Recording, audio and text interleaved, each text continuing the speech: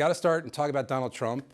You've criticized him for peddling in, quote, the politics of fear and saying we can't allow fear and ignorance to sweep the country with hysteria.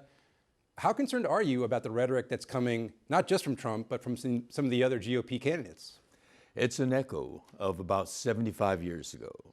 Now, I was a child then, but I spent time behind American barbed wire fences because of that kind of rhetoric.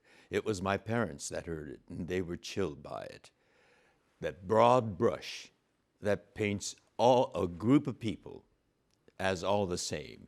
You know, when you go to Arlington National Cemetery, there are markers, headstones with Muslim symbols on them.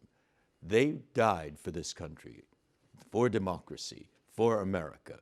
And how dare he say they're all alike? Right, and there's Muslims in the U.S. Armed Forces right now. So you've also talked about that the internment camps where you spent time as a child was, quote, a dark chapter in American history. Do you fear that we're about to enter another one?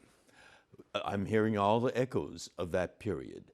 And that is, historians have universally said that was one of the most egregious violations of the United States Constitution. We must not repeat that again.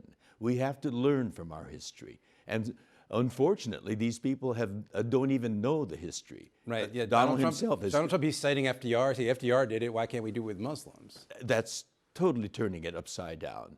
In the 80s, Congress created a commission to examine why that happened. And they found that it was three things. One was racial prejudice, two, war hysteria, and three, failure of political leadership. We need to educate Donald Trump, first of all, and so for allegiance from which he can learn a lot, as well as be engaged and emotionally moved and entertained, and we hope to transform him. We have a seat reserved for him at the Longacre Theater so that he can get some information about our history, American history, and where we went wrong.